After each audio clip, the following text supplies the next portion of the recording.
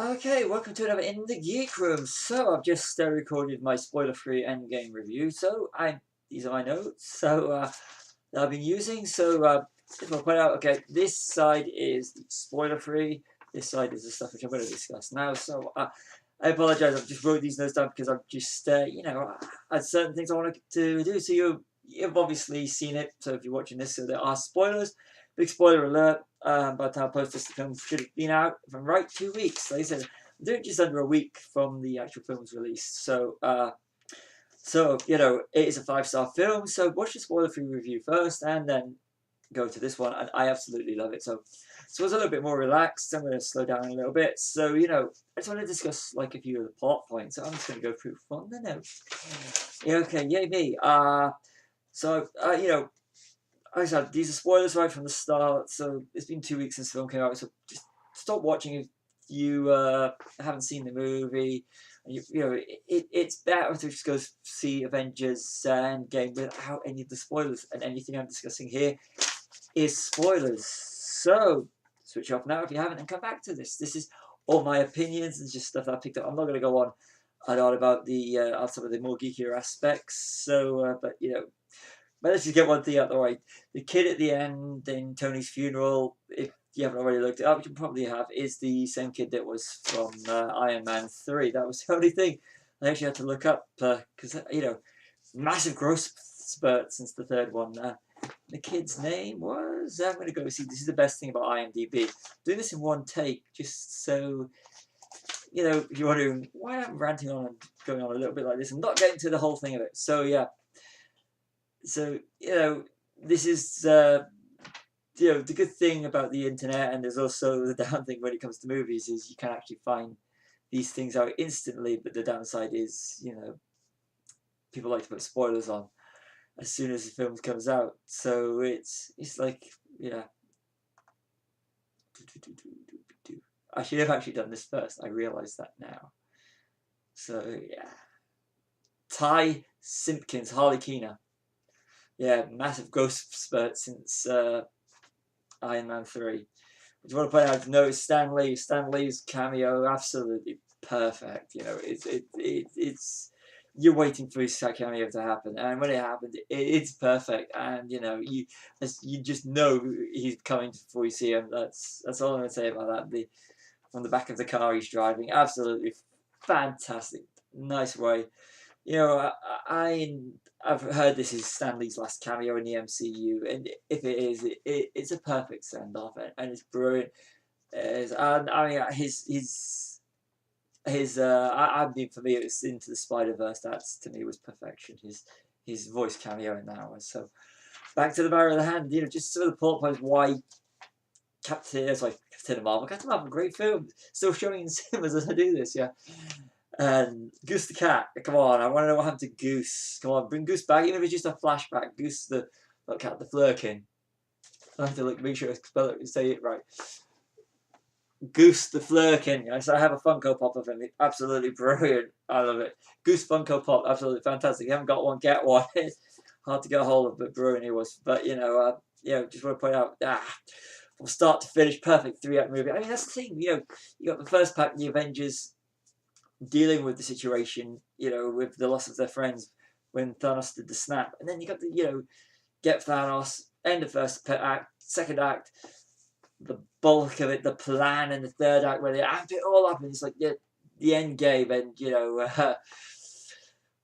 perfection, edgy. So this is such an emotional roller coaster. You're laughing, you're crying, you really care for these characters. You got 21 films before Endgame, and you care for each of the characters. I never some actors I never thought, or characters I never thought would see coming back.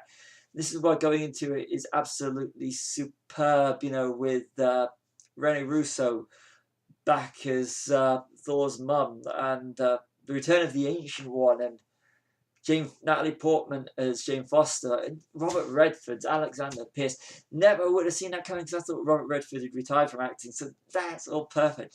And the way that Cappy gets out of the situation in the lift, and okay, I'm going back to the notes so I don't miss any of these points that I really want to discuss. Captain America's arc, that was the only thing I actually saw coming. So I heard Haley Atwell was going to be in the movie, and I thought that's how I'd want to end it, because I'm huge. As you can tell, and if you go back, you can see I'm wearing this T-shirt. I have more than one Captain America T-shirt. Just want to point out I'm not wearing the same T-shirt the whole time. I have at least one, two. I think I have three or four. I have 4 Captain America T-shirts at the moment. Three like this. I love Captain America and his arc. I kind of figured that one out a week before. I said to my friends, "Do you want to know Captain America? I think I've got one of the characters. You want to know?" They went, "No." I'm glad they didn't, because that was the only thing I actually got right.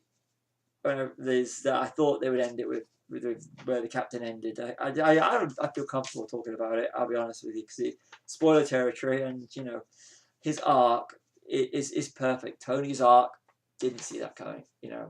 I like to go into these movies, spoiler free, and switch my brain off the where you can predict the ending, which was one of my biggest problems with Mary Poppins Returns. I saw the ending 5 minutes in. I don't like when the ending is so telegraphed, but when it comes to the Marvel films, your Star Wars films, your Pirates of the Caribbean, I love to go into these, switch the brain off, and just go with the flow. Don't try and predict anything. Just absolutely brilliant. Big shout out to linking the MCU to the should I say the TV series with Agent Carter, with Jarvis. Jarvis as played by. See, I should have done my research and wrote all these names down before. Sorry, this is a one take. But having Jarvis from the TV series, Agent Carter, absolutely fantastic, and it just ties everything together so perfectly. And I'm a huge fan of Agent Carter, the TV series. It should have ran for more than the 2 seasons. So to actually see Jarvis back, I'm going on about Jarvis now. I just thought it was brilliant to actually, have Jarvis in the. If you've seen Agent Carter, just go and watch Agent Carter. There's only 2 seasons of it. You can just get through it pretty easily. But Jarvis from Agent Carter in the MCU, making that completely 100% canon. I think we knew it was canon anyway, but to actually have it have a character from the TV series in Endgame, superb. Return of Howard Stark, which I'm going to go to and Tony's interaction with him when they go back to 1970, and the whole link directly into Captain America: First Avenger. Absolutely fantastic. Doing the whole Back to the Future thing. Alan Silverstreet now, who scored Captain America: First Avenger, Avengers Assemble, as Infinity War and Endgame, scored Back to the Future trilogy.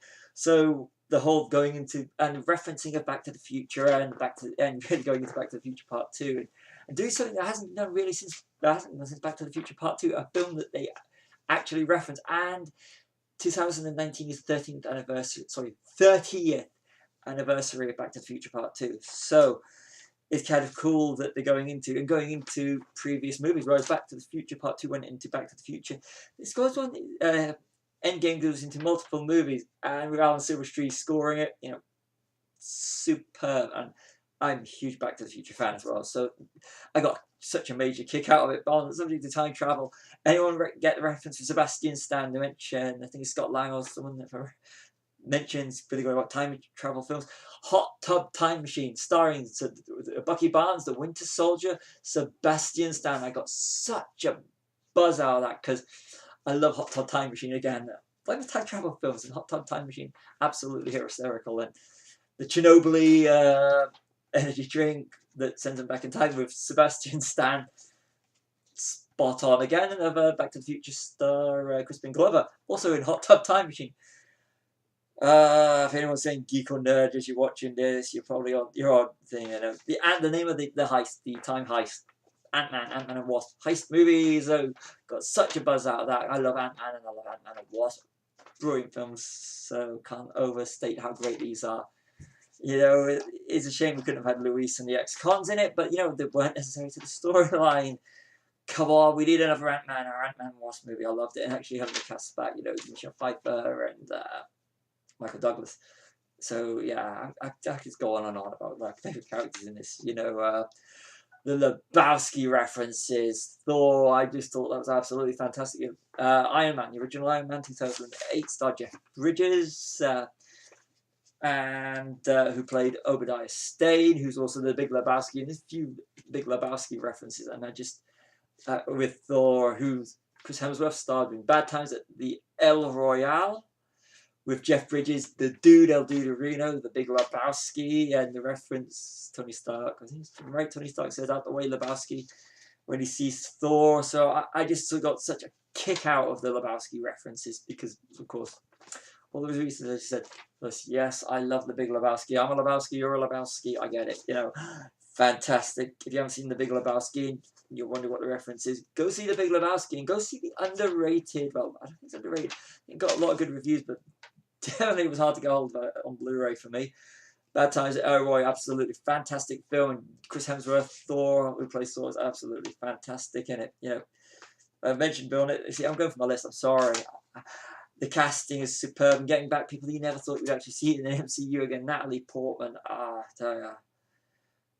This is nice stuff. This is the last act is one of the reasons why you should go see this film multiple times. Go and see it in an audience, if so screen. If not, invite friends around that have not seen the film and watch it with them. Then just listen out. Have tissues on hand.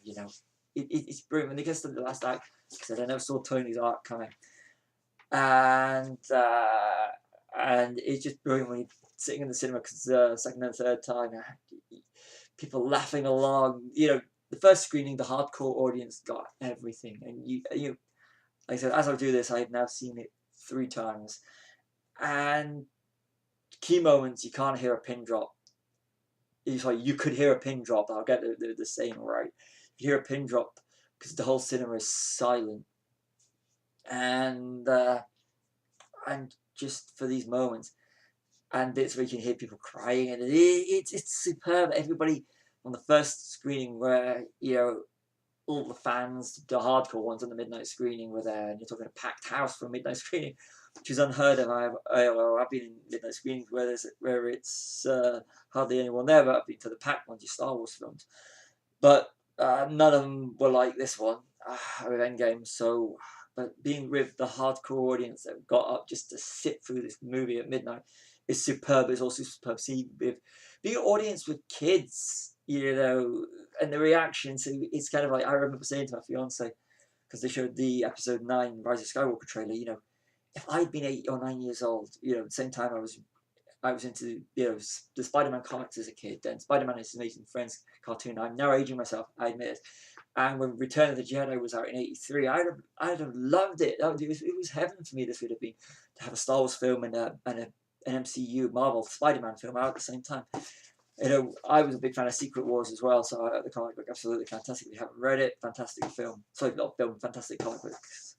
So this would have been as a kid, seeing, be able to see, imagine myself as a child and seeing through the eyes of them, it would be fantastic. So being in an audience with children, because these are what these films are made for as well. Don't forget that. It's not just for these people that have sat through 11 films. A lot of children or people were young when they started watching, because this is an 11-year journey. So, it's worth being in a mixed audience is absolutely spot on. Parents who take the kids that weren't even born when Iron Man came out in 2008. This is the beauty of this film. It's for all ages, and it's superb. I'm kissing its butt. I admit it. America's butt, should I say? Couldn't resist it. Sorry, Captain America. See the film, you'll get the reference. If you haven't seen the film, why are you watching? Switch it off, just see the film. I think I've ruined it for you.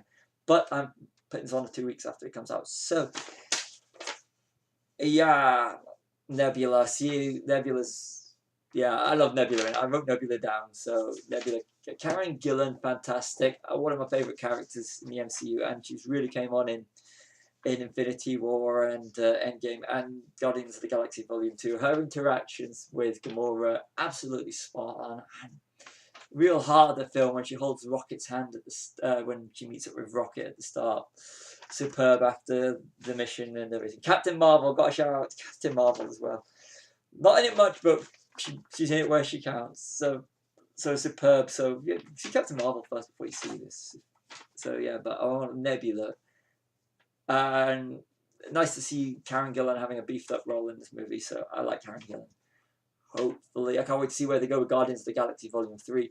Come on, I'm hoping that Guardians 3 takes off straight after this one, because it's superb. And Gamora, yeah, not in it much, but my god, her and Chris Pratt and Star-Lord, superb. Worth it for that alone. Just worth seeing the movie just for that alone. Actually, worth seeing the movie. Generally, if you haven't seen it, go see the film. If you've seen it once, see it a few more times. So this is, but like I said, if you've seen it once and you're thinking about going to see it again, because no doubt by the time I upload this, I will have seen it a fourth time. Probably I am going to see it a fourth time. So yes. One thing I haven't pointed out, my last little note on here, so I'm not please. You know what? When I was growing up, Star Wars was the event movies for me. Well, I don't say event movies; they were the movies. They were, and I'm assuming now, because I don't know what these new generations are like, that you'll have the children to what Star Wars was to me. The MCU is growing up is to them, so they would have followed since they were children. So I was following it since I was 4 years old. So. And I grew up with the Star Wars movies, and they were dominant again when I was special editions. It came out in '97 when I was in the middle of uni. But I'm going off the subject, but I am going somewhere with this. So you'll have children who grew up with these movies, and to this generation that have grown up with it, it's like what Star Wars was to me. So this is a huge film for them. So it's absolutely fantastic how it's kind of funny how Disney owns now Marvel and Lucasfilm, which is Star Wars. So these films really are Star Wars to a new generation, and it really, when I was thinking about it, it made it feel like the old Star Wars is now, is still fresh to people, and our children are growing up with Star Wars alongside the MCU, but Star Wars and the way the construction of it is the old guard to the modern day blockbuster, and it feels like this now. It's sort of like you've got your Guardians of the Galaxy, which is your whole space part of the Avengers and the MCU, running with your Star Wars, and it's kind of cool that generations have got that this generation has something, and we do have something now that is just pure fun, entertainment, and it's got characters you really care about, and that's the thing about these movies. You care for the characters, whereas you do with the Star Wars films and you do with the MCU films. You are so emotionally invested, and that's what the heart of these films are. It's the emotional investment in the characters. You care what happens to every character. Like I said, I had tissues handy at the ready for Endgame, and it did get to me a lot of the times, and Endgame really was. But that's nothing unusual for me. But Endgame, there were certain parts of the film that really hit me hard, and it was. And I'm man enough to admit this, and because it is a bit of a joke with my fiance that I get emotionally wrapped in these films. But I will admit, that film really did get to me, but then again, that's because the emotional investment in the characters. You care for even the smallest of the characters, so there's such a rush and buzz when at the end of the film in regard to the other characters, and with Tony's arc, I didn't see Tony's arc coming, and well, that was it was superb. I've seen it 3 times, but it still got to me on the third viewing. Probably will on the fourth. I'll do a video after the fourth viewing. So that's 18 minutes 41 seconds. This is as we stand. This is the longest I've ever done a review or a little piece about a movie. So that's my opinion, really. And just dissected a few of the things that I've liked about Avengers Endgame. Just watch this film a few more times if it's on Blu-ray or download, just digital download, whatever format you watch it on. Don't watch it illegally. I mean, come on, it's made $1 billion. We want to get it as much. We want it to break Avatar because at least it deserves it. Break the Avatar money. It deserves to be the biggest film of all time because it is that good. Support Avengers, support the Avengers and Marvel. Can't wait to see where the MCU goes next. Looking forward to Spider-Man from Far From Home. I'm going to try and rein this in, so I'll wrap it up now in under 20 minutes.